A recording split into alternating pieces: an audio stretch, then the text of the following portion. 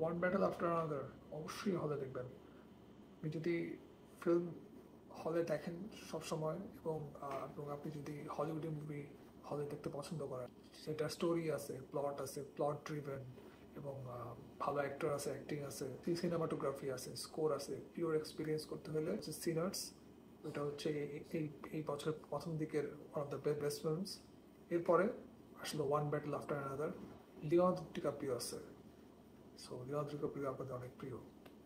ডিকাপ্রিওর জন্য হইলেও আপনি মুভিটা দেখেন, কারণ ডিকাপ্রিও সম্ভবত এই মুভিটার producer as well, one of the producers. So এই মুভিটা, এটা অরিজিনাল মুভি। আপনি যদি পল থমাস অ্যান্ডারসনকে নাও চিনে থাকেন, সে খুবই অটোর একজন ফিল্ম মেকার নাম, সে এবার পপুলার একজন অ্যাক্টরকে নিয়ে কাজ করছে। সো ওর জন্য মুভিটা দেখেন, অরিজিনাল মুভির মজাটা আপনি এই ফিল্মে পাবেন। এই মুভি দেখার পর এটা একটা এক্সপিরিয়েন্স, এবং আমি বলবো না যে ফ্যামিলি নিয়ে দেখেন, ফ্রেন্ডদের নিয়ে দেখতে পারেন, but this film needs to be experienced in the theatre. বাসায় দেখে এনজয় করবেন, বাট মুভিটা হলে দেখলে ডেফিনেটলি এই মুভিটার বিজনেস হবে, এবং এই ধরনের মুভি আপনার স্টার সিনেমাক্স আনার আরও বেশি আগ্রহ পাবে। এবং যত বেশি এই ধরনের মুভি আসবে, তো তত বেশি এই ধরনের মুভি হবে।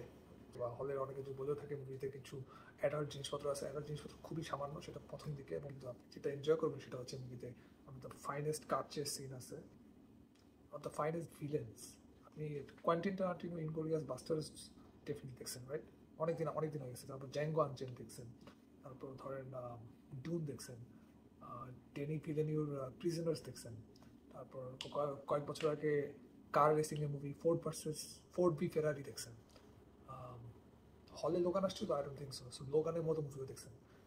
আমার কাছে মনে হয়েছে এটা হচ্ছে Inglourious Basterds of the last 5 years. Like Inglourious Basterds আমি বাসায় দেখার সময় মনে যে এক্সপিরিয়েন্সটা আমি এখনো পাই, সেটা এক্স্যাক্টলি হলে দেখলে যে এক্সপিরিয়েন্সটা পাইতাম, সেটা আমি এই মুভি থেকে পেয়েছি। এর চেয়ে বড় কমপ্লিমেন্ট হতে পারে ইনগ্লোরিয়াস বাস্টার্ডসকে ধরা হয় Quentin Tarantino one of the best, like top 3। যদি পাল্প ফিকশন, কিল বিল ধরেন, টপ 3-তে অনেকেই ইনগ্লোরিয়াস বাস্টার্ডসকে রাখবে। ইনগ্লোরিয়াস বাস্টার্ডসেও অনেক কনভারসেশন সিন ছিল, মানে যেটা অনেকের বোরিং লাগতে পারে। আমি জাস্ট ওভার জেনারেল অডিয়েন্সের ক্ষেত্রে বলছি, এই মুভিতে সেটা খুবই কম। একটা বা দুইটা এরকম সিন আছে, কিন্তু 2 ঘন্টা 45 মিনিটের মুভি ধামাধাম চলে যাবে। খুব বিশাল কোনো মনোলোগ নাই, লাইক খুব মানে এমনভাবে পেস করা, এবং এত সুন্দর সুন্দর সেট পিস আছে এখানে।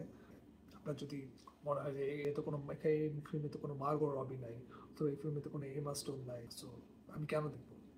আমি মুভিটা একবার দেখছি, এবং আমি এটা আইম্যাক্সে দেখতে পাইনি, কারণ এখানেও উইন্ডসরে আইম্যাক্স থিয়েটারগুলো বরাদ্দ হচ্ছে ডিমন স্লেয়ার অথবা খুব পপুলার সুপারম্যান টাইপের ফিল্মের জন্য।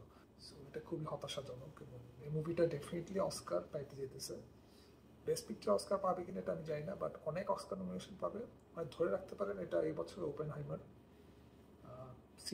সিনার্স খুব ভালো টক্কর দিবে, মানে নেই। তারপর আসছে ওয়েপন্স তো হরর মুভি, ওইটা হচ্ছে সবচেয়ে মোস্ট পপুলার মুভিজে ওটা থাকতে পারে। কিন্তু one battle after another has got everything. মানে আপনি একটা মুভির কথা কিন্তু বলবো, হেল অর হাই ওয়াটার, যেটা আপনি দেখছেন এখানে কয়েক বছর আগের মুভি। মানে ওটা যে থ্রিলটা, সেটাও এখানে আপনি পাবেন। মানে এখানে মুভিতে হাইস্ট আছে, থ্রিল আছে, অ্যাকশন আছে, মিস্ট্রি আছে, ফ্যামিলি ডাইনামিক আছে, কমেডি আছে। এবং ডিকাপ্রিওকে এই ধরনের রোলে খুব বেশি দেখেন আপনি। এত বড়, এত পপুলার একজন অ্যাক্টর এখনো কোনো ফ্র্যাঞ্চাইজের সাথে নাই। মানে টম ক্রুজের পরে যদি আপনি এখন লিওনার্দো ডিকাপ্রিও চিন্তা করেন, DiCaprio one of the few actors in Hollywood যে এখনো অরিজিনাল মুভিতেই কাজ করতেছে। চিন্তা করেন don't look up, killers of the flower moon, তারপর হচ্ছে রেভেন্যান্ট। রেভেন্যান্টের পরে তার তো লাইক আকাশে উড়ার কথা, সে তো অস্কার ফাইনালি পাইছে। এরপর কি সে কখনো কোনো আলতু ফালতু ফিল্ম করছিল? সে কোনো আলতু ফালতু ফিল্ম করে? প্রত্যেকটা ক্যারেক্টার, তার ক্যারেক্টার চয়েসগুলো কত ইন্টারেস্টিং। সে উইয়ার্ডলি তার ক্যারেক্টারগুলো মানে খুবই ফ্লড ক্যারেক্টার, অনেক অনেক অনসাম্বল কাস্ট ফিল্ম করতেছে, এমন না যে পুরো মেইন ফোকাসটা তার উপর আসবে। মানে সে হয়তো চালিকা শক্তি, কিন্তু দেখা যাচ্ছে অ্যাওয়ার্ডে নমিনেটেড হচ্ছে অন্যান্য অ্যাক্টর। সো এই ধরনের অ্যাক্টর এরকম অরিজিনাল মুভি করতেছে এখনো, এবং সে মুভি বক্স অফিস সাফল্য পাচ্ছে না। দেয়ার উইল বি ব্লাড দেখছেন আপনি, ম্যাগনোলিয়া দেখছেন, মাস্টার দেখছেন, পাঞ্চ ড্রাঙ্ক ক্লাব দেখছেন। This is his most accessible, এবং দ্য মোস্ট অ্যাক্সেসিবল মুভিটাও যদি তার টপ 3 মুভিজ হতে পারে, this is some fit man. অনেক আগে একসময় শুনছিলাম যে জেমস বন্ডের মুভি আর কোন ডিরেক্টর করতে পারলে ভালো হয়। সবসময় সবাই বলছে যে ক্রিস্টোফার নোলান করবে অথবা ডেনি ভিলেনি করবে পারে, এখন হচ্ছে পল থমাস অ্যান্ডারসন করতে পারে ভাই। সে যেভাবে সে অ্যাকশন সিন সে যেভাবে বানাইতে পারে লাইক ক্রেজি। এখন রাইট নাও হলিউডে শুধু মার্টিন স্করসেসি, পল থমাস অ্যান্ডারসন, স্টিভেন স্পিলবার্গ আর ডেনি ভিলেনি তো আরও পরে আসছে। এরাই হচ্ছে অরিজিনাল মুভি করতেছে, এবং অবভিয়াসলি ক্রিস্টোফার নোলান, এই ছাড়া আর কেউ নাই। এরা বাকিদেরকে কিন্তু স্টুডিওজ লাইক ওয়ার্নার ব্রোসের মতো স্টুডিওজ খুব বিগ বাজেট প্রজেক্টের জন্য হায়ার করতেছে না, মানে ওদের উপর ভরসা রাখতেছে না। এই ভরসাটার প্রতিদান দেওয়া হবে যদি হলে মুভিগুলো দেখেন।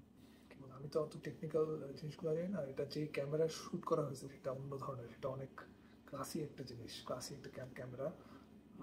সো এটাই বলবেন, সে দেখতে মনে হবে যে খুবই র জিনিস, এই ধরনের ফিল্ম আপনি দেখেন নাই। এই ধরনের কালার প্যালেট অনেকদিন দেখেন, এত গ্রিন, এত মেসি, এত রিয়েল, খুব র লাগবে। দেখবেন যে কোনো এআই ব্যবসা, মানে মানে লাইটিংও খুব রিয়েল, লাইক খুব ন্যাচারাল লাইটিং ইউজ করছে।